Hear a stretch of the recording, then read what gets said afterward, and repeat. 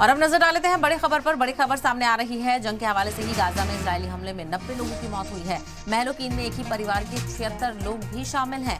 2 मकानों पर इजरायली सेना ने हमला किया था और इस हवाई हमले में 90 फलस्तीनी मारे गए हैं, जिसमें से एक ही परिवार के 76 लोग भी थे। यानी एक ही खानदान के 76 लोगों की मौत यहाँ पर हो चुकी है। पूरी तरह से खानदान को यहाँ पर तबाह कर दिया गया है। तो इजराइल की तरफ से लगातार हमले जारी हैं और ऐसे में गाजा में इजरायली हमले में 90 लोगों की मौत से अफरा तफरी मच गई है। महलोकीन में एक ही परिवार के एक ही खानदान के 76 लोग भी शामिल थे। यानी पूरा का पूरा खानदान यहाँ पर नेस्तो नाबूद कर दिया गया है। 2 मकान थे जिस पर इजरायली सेना ने हमला किया और इस हमले में 90 फलस्तीनी मारे गए हैं, जिसमें से 76 लोग सिर्फ एक ही खानदान के थे। पूरा का पूरा खानदान यहाँ पर तबाह हो गया है और लगातार इस जंग में शिद्दत देखने को मिल रही है। इस जंग के खात्मे का कोई आसान नजर नहीं आ रहा है। जंगबंदी की बात की जा रही है। एड पहुंचाने के लिए हाल ही में यूएनएससी में करारदाद मंजूर हुई है, लेकिन जिस तरह के हालात यहाँ पर हैं, एड डिस्ट्रीब्यूशन में खासा परेशानी का सामना करना पड़ रहा है।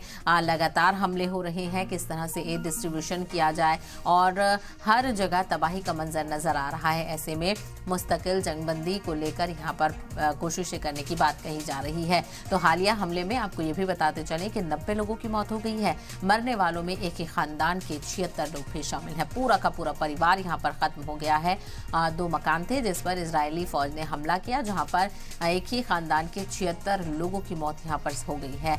और इसके अलावा बात की जाए तो 76 लोगों समेत 90 लोगों की मौत यहाँ पर हुई है और लगातार इजराइल की तरफ से हमलों में शिद्दत यहाँ पर नजर आ रही है।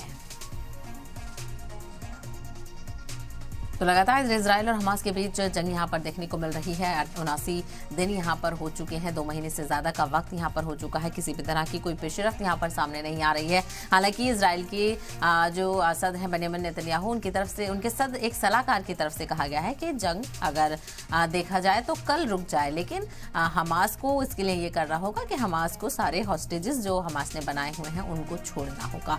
लेकिन हमास की तरफ से भी वाजे कर दिया गया है। इसको लेकर रिएक्शन सामने आ गया है कि हमास को अब टेम्परेरी सीज़फायर का सॉल्यूशन नहीं चाहिए, परमानेंट सॉल्यूशन की बात करें इजराइल, और या फिर तकरीबन 14 दिन के इसकी सीज़फायर की बातचीत की जाए।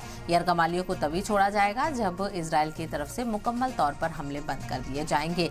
लेकिन इसको लेकर कोई पेशरफ्त होती हुई सामने नजर नहीं आ रही। हालांकि इससे पहले 7 दिन का सीज़फायर हो चुका है और जो कतर की सालिसी के बाद 7 दिन का सीज़फायर हुआ और कुछ हॉस्टेजेस को छोड़ा गया था।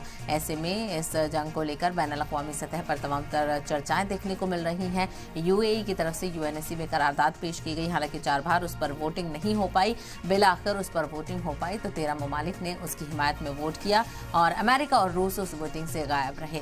और ये कहा जा रहा था, उस तजवीज़ में ये था कि जो भी ट्रक्स वगैरह हैं, जो इमदाद है इजराइल में पहुँचाई जानी है, वो इजराइल माफ़ कीजिएगा गाजा में पहुँचाई जाए